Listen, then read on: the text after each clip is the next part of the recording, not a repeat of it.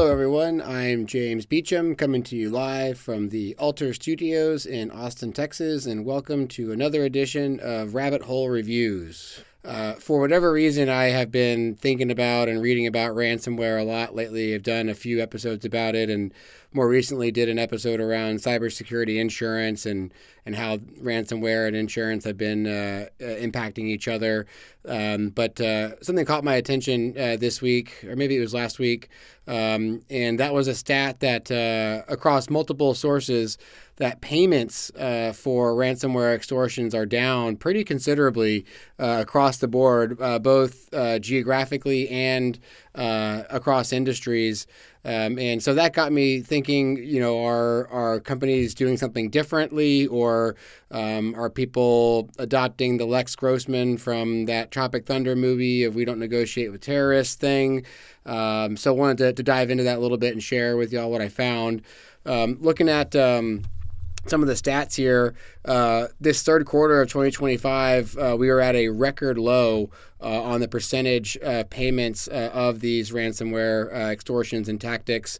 To give you an idea of where we are today in the third quarter of 25, 23% of ransomware attacks were actually paid out by companies. If you look back exactly 1 year ago to the beginning of 2024, we were at 28%.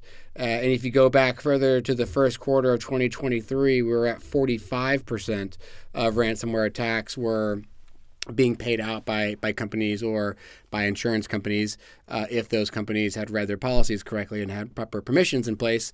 If you don't know what I'm talking about, go find the other rabbit hole review that talks about cybersecurity. We dive into that one in detail. So what gives? What's changed? A number of things I found were there. First, companies are getting better at securing data. That both means with offline backups.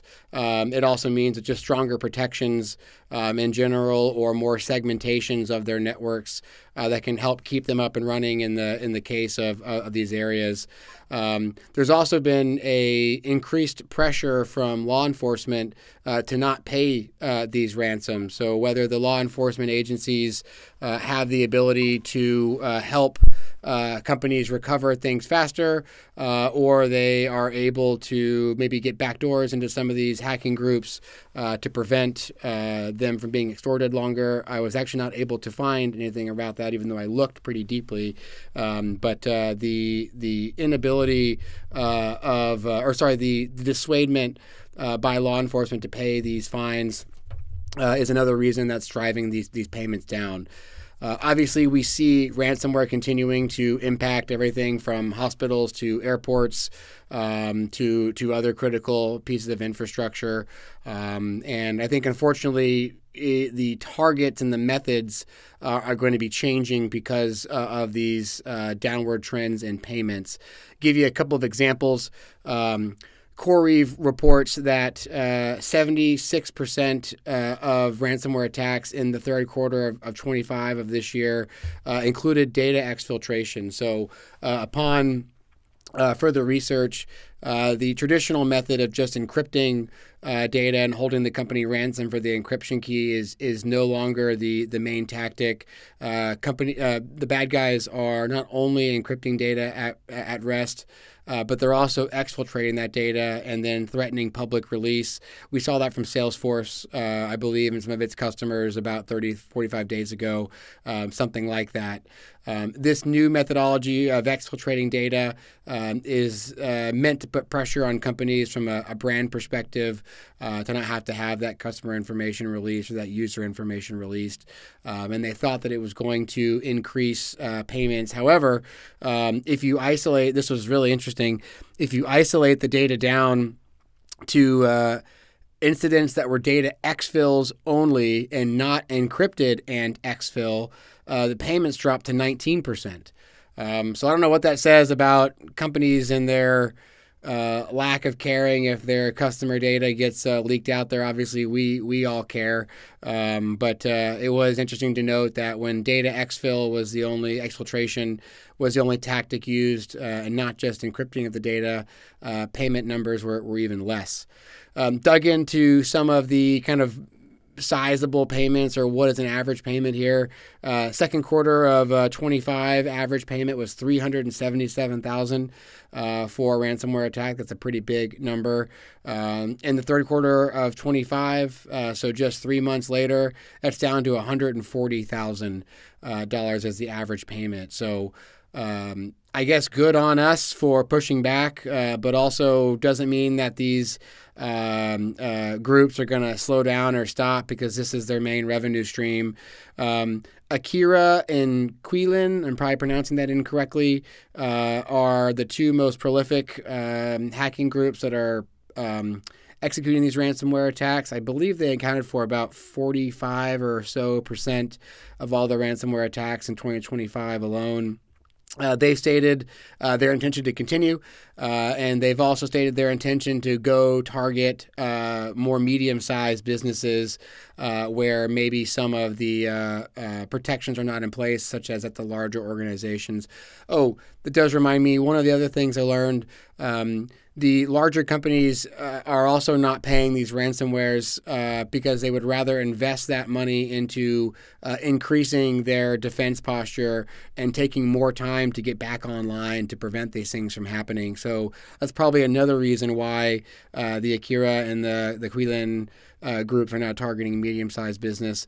The other thing that CoreWeave and others have been reporting is the methods of attack.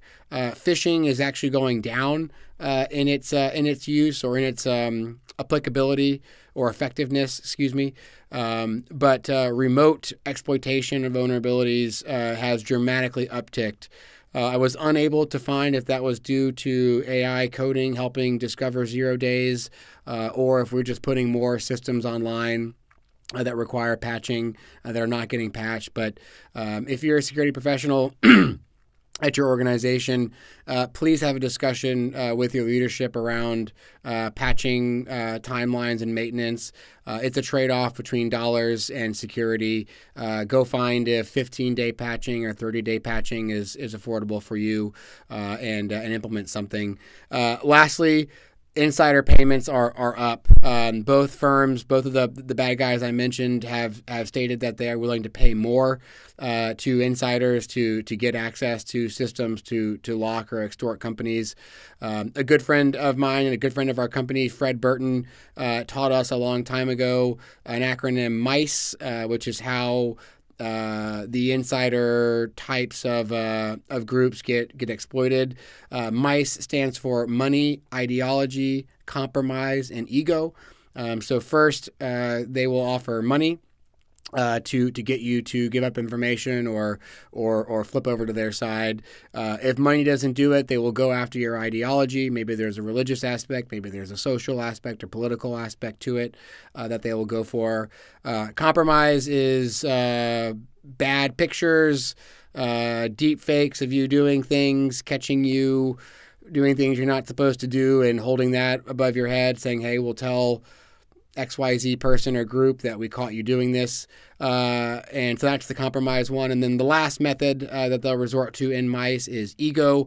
Can they turn you into an Edward Snowden? Can they make you feel like you are special or important for helping them do this? Or can they play off of your ego? So don't forget MICE, money, ideology, compromise, and ego. They will try things. Stay strong. Thanks for attending another episode of Rabbit Hole Reviews. Hopefully this was helpful. Have a good rest of your day.